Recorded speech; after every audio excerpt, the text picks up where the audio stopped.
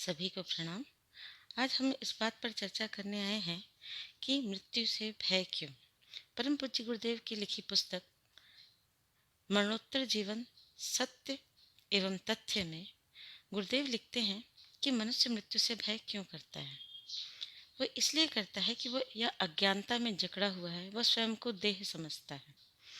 जब तक हम स्वयं को देह समझेंगे और एक मानवीय जीवन को ही सब कुछ समझेंगे, तब तक भय बना रहेगा। परम पूज्य गुरुदेव आगे लिखते हैं कि नारियल अगर सूखा हो तो ऊपर अगर चोट मारी जाए नारियल को तोड़ने की तो गरी के गोले को फर्क नहीं पड़ता, मगर यदि नारियल खोल से चिपका हो तो उसे फर्क बहुत ज़्यादा पड़ता है। यही हाल मानवीय चेतना का है।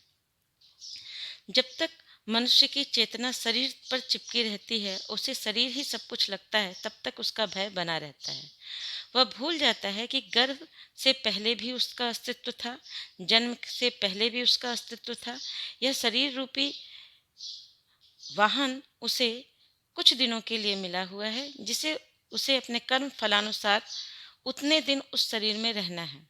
इसे छोड़ना होगा एक ना एक दिन और आगे बढ़ जाना होगा। जिस दिन हम जन्म लेते हैं उसी दिन हमारी मृत्यु की तारीख तय हो जाती है। तो आना जाना तो इस सृष्टि का उपक्रम ही है। जो आज जन्मा है कल वो मरेगा, जो कल मरा है वो कल पुनः जन्मेगा। तो यह जीवन चक्र अनवरत है। फिर मृत्यु का भय क्यों? मृत्यु के भय इसलिए होता है कि जब मनुष्य अज्ञानता में रहता है तो वो सोचता है कि प्रत्येक व्यक्ति के लिए वह विधाता है। वह पुरुष सोचता है कि वह विधाता है, अगर वो नहीं रहेगा तो उसके परिवार का क्या होगा। स्त्री सोचती है अगर वो नहीं रहेगी तो यह परिवार कैसे चलेगा। बच्चे सोचते हैं अगर वो नहीं रहेगा तो ये कैसे चलेगा। लेकिन असलियत तो यह है कि किसी के जाने से और किसी के आने से न सृष्टि रुकती है न चलती है। समुद्र का अस्तित्व हमसे नहीं है, हमारा अस्तित्व समुद्र से है। तो इसे समझने के लिए हमें यह भी समझना होगा कि प्रत्येक व्यक्ति के सुख दुख का कारण हम नहीं हैं। प्रत्येक व्यक्ति के सुख दुख का कारण उस व्यक्ति के कर्म हैं। अगर किसी व्यक्ति ने अच्छे कर्म किए हैं तो अच्छे घरों में जन्म लेगा, अच्छे सुख सुविधा संपन्न जीवन जिएगा और उसको सद्बुद्धि होगी, वो अच्छे कार्य करेगा। अगर उसके कुसंस्कार हैं तो किसी गलत घर में जन्म लेगा, गलत परिस्थितियों में पलेगा, गलत कार्य करेगा। वह स्वतंत्र है कि कहीं से भी यू टर्न ले सकता है। अच्छा जीवन जीते जीते बुरी तरफ मुड़ सकता है, बुरा जीवन जीते जीते अच्छी तरफ मुड़ सकता है। अपने जीवन का रचयिता मनुष्य स्वयं है। आज भविष्य आपका क्या होगा यह आप आज तय करते हैं।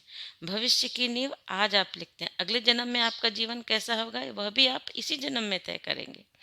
वर्तमान जीवन आपके पिछले जन्मों की कर्म पूंजी है। लेकिन वही बात है ना, मनुष्य ये सोचता है कि नहीं भाई, हम ही विधाता हैं, हमसे ही जीवन है, हम नहीं तो कुछ नहीं। मैं ये मैं जो है, जितना ज़्यादा मैं रहेगा तो उतना ज़्यादा हमें भय रहेगा।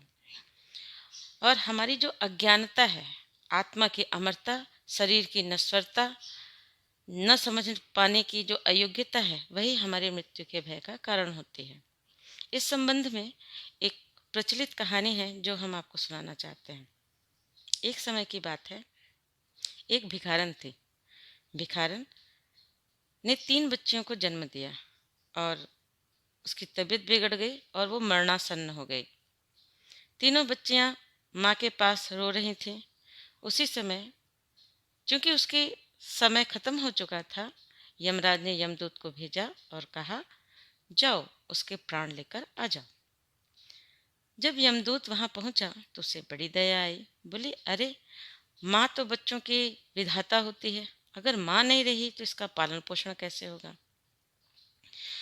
उसे भी अज्ञानता ने घेर लिया, माया ने उसे परेशान किया और वह सोचने लगा कि नहीं, मुझे इसे नहीं ले जाना चाहिए, अन्यथा मैं अगर माँ को ले गया तो इन 3 बच्चियों की भी मृत्यु निश्चित है।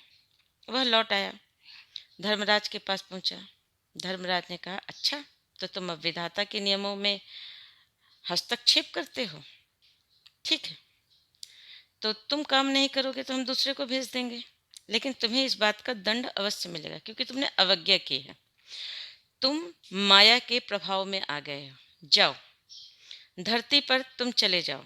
जब तक तुम अपनी मूर्खता में 3 बार नहीं हंस लेते, तब तक तुम्हें तुम वापस नहीं आओगे। और साथ में तुम्हें मैं एक शक्ति देता हूँ कि तुम एक दिन आगे का भविष्य देख सकोगे। और ये कह के उन्हें, उस यमदूत को उन्होंने भेज दिया। यमदूत जमीन पर चला गया। एक मोची दीपावली की शॉपिंग कर कर लौट रहा था। उसने देखा कि झाड़ियों में कोई व्यक्ति छुपा पड़ा बैठा है। उसे बड़ी चिंता हुई। उसने कहा, भाई क्या हुआ? बोले, मेरे पास वस्त्र नहीं है, मैं बाहर नहीं आ सकता। कहे, कोई बात नहीं, मैं दीपावली की शॉपिंग करके आ रहा हूँ, तुम ये वस्त्र ले लो, तुम भूखे हो, ये लो भोजन ले लो। बोले कि क्या मुझे कोई काम मिलेगा? यमदूत ने कहा। उन्होंने कहा कि भाई काम तो हमारे पास कुछ खास है नहीं, एक छोटी सी दुकान है जहाँ मैं चमड़े साफ करता हूँ और जूते बनाता हूँ। अगर वो काम कर सको तो मैं तुम्हें काम दे दूंगा, लेकिन तुम मेरे साथ चलोगे तो एक चीज़ ध्यान रखना है, मेरी पत्नी कला बहुत करती है, वो मेरे दान धर्म से बहुत परेशान रहती है। वो कहती है कि मैं सब कुछ लुटा देता हूँ, तो वो चिल्लाएगी, तुम सह लेना। तो वो जोर से हंसा। तो मोची ने कहा कि मैं तुम्हें अपना दुख बता रहा हूँ, तुम हंस रहे हो मेरी पत्नी के बारे में बता के। उसने कहा, मैं जब 3 बार हंस लूँगा तब मैं आपको बताऊँगा कि मैं क्यों हंसा। यमदूत उसके पीछे पीछे चला गया। वो किसी से ज़्यादा बात नहीं करता। स्वभावानुसार पत्नी, मोची की पत्नी जोर जोर चिल्लाने लगी, तुम वैसे भी घर में दाने कम हैं, एक खाने वाला और ले आए। अब वो चुपचाप काम करने लग गया। क्योंकि वो यमदूत था, उसके कार्य करने की क्षमता आम इंसान से ज़्यादा थी। दिनों दिन उसकी दुकान फेमस हो गई। एक बार एक बहुत बड़े सेठ की जूते की बात हुई। जूता बनवाने के लिए आया। लोगों ने बताया, ये बहुत बड़े कंपनी के मालिक हैं, बहुत बड़े सेठ हैं, इनका जूता बहुत महंगे चमड़े का बनता है, इस चमड़े को बड़े आराम से बनाना, एक भी चमड़ा खराब नहीं होना चाहिए। यमदूत ने कहा, ठीक है। यमदूत ने जूते की जगह चप्पल बना दी। जब किसी की मृत्यु हो जाती है तो उसे चप्पल पहनाई जाती है, जूता नहीं पहनाया जाता। क्यों? क्योंकि दोनों पैर के अंगूठे जो हैं आपस में धागे से बांधे जाते हैं। यह कार्य जूता पहना कर नहीं हो सकता। जब उसने चप्पल बना दी तो सेठ के जो लोग थे वो आके चिल्लाने लग गए कि हमने तुम्हें जूता बनाने का कहा था और तुमने चप्पल बना दी। मोची भी चिल्लाने लगा, मैंने कैसे बंदे को अपने काम पे रख लिया। इतने में सेठ का नौकर दौड़े दौड़ कर आया। बोले, अरे अरे, जूता नहीं चाहिए, चप्पल चाहिए, सेठ जी सुबह गुजर गए। फिर से वो जोर से हंसा। मोची ने कहा, तुम दोबारा हंसे, बताओ क्या कारण है। उसने कहा, जब 3 बार हंस लूंगा तब आपको बताऊंगा। और फिर ऐसे समय बीतता गया। 20 वर्ष के बाद एक दिन एक गाड़ी सामने रुकी और उससे 3 कन्याएं अपने एक सेठानी के साथ उतरे। उसने पूछा, भाई कि अ, ये इन कन्याओं के लिए जूते बनवाने हैं, जूतियाँ बनवानी हैं। बोले, हाँ बन जाएंगे। मोची ने कहा। साइज लेने के लिए यमदूत को बुलाया गया, वो जो नौकर के रूप में था। उसने जैसे उन तीनों लड़कियों को देखा तो वो पहचान गया। उसने कहा कि सेठानी जी, इनकी जूती तो बन जाएंगी, लेकिन क्या आप बता सकते हैं कि आपके असली संतान है? बोले, नहीं, ये हमारी असली संतान नहीं है। हम 20 वर्ष पूर्व एक तीर्थ यात्रा पे जा रहे थे संतान प्राप्ति के लिए, तो हमने देखा एक भिखारन मृत पड़ी है, उसके पास ये 3 बच्चियां हैं।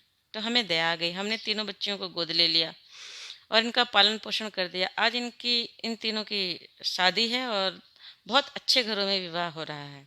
इनके लिए शानदार जूती बनवाना। यमदूत ने उन्हें जूती दिया और उसके बाद जोर जोर से हंसने लगा। तो मोची आया, बोला, भाई तूने कहा था कि तू 3 बार हंस लेगा तो बताएगा, तो कृपया मुझे बता कि तू क्यों हंसा।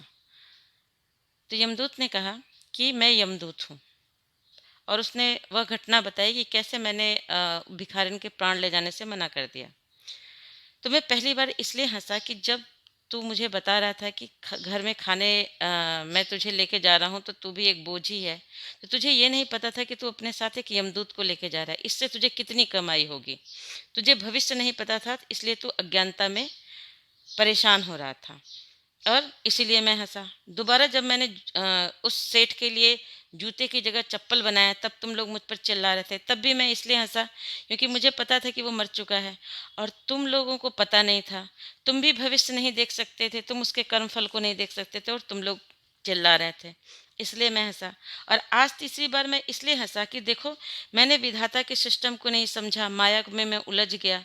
आज अगर वो भिखारन जिंदा होती तो आज ये 3 कन्याएं 3 भिखारन ही होती। आज वो एक सेठ के घर नहीं होती, उनके इतने अच्छे विवाह नहीं होते।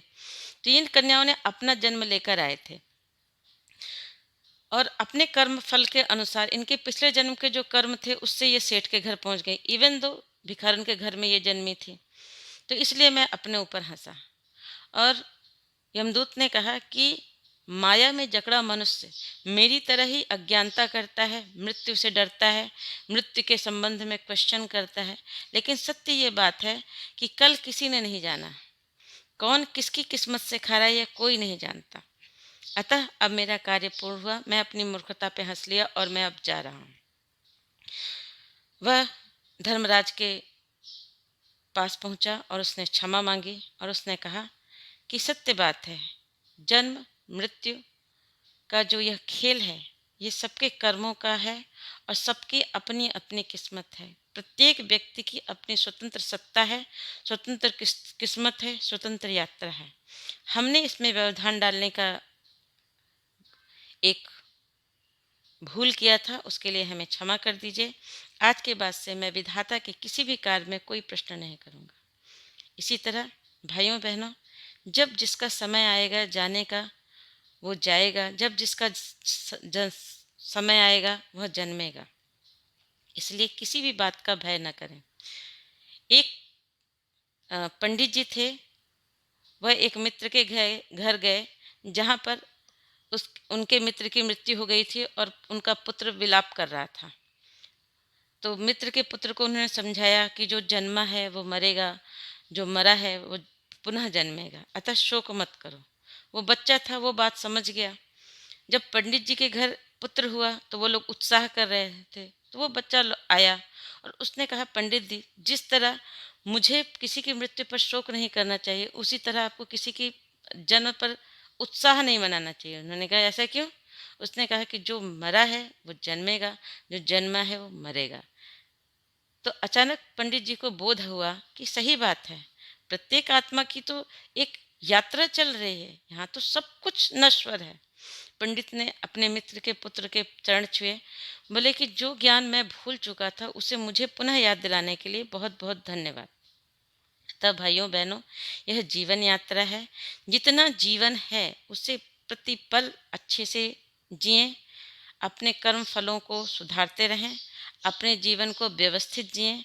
याद रखिए, चित्रगुप्त कहीं बाहर नहीं बैठे हैं, आपके भीतर का चित्त ही सभी चीज़ों को रिकॉर्ड कर रहा है। आप क्या अच्छा कर रहे हैं, क्या बुरा कर रहे हैं, उसी के अनुसार आपकी और हमारी मृत्यु के बाद हमारा नया जन्म निर्धारित होगा, नया जीवन कैसा होगा ये निर्धारित होगा। अतः सावधान रहें, सुरक्षित रहें और किसी चीज़ से भयभीत ना हों। जैसे एक यात्री भयभीत नहीं होता एक यात्रा में चढ़ने से और उतरने से, उसी तरह इस शरीर रूपी यात्रा में चढ़ने में, जन्मने में और उतरने में भयभीत ना हों और जीवन को ध्यान रखें और सुखी रहें। प्रणाम।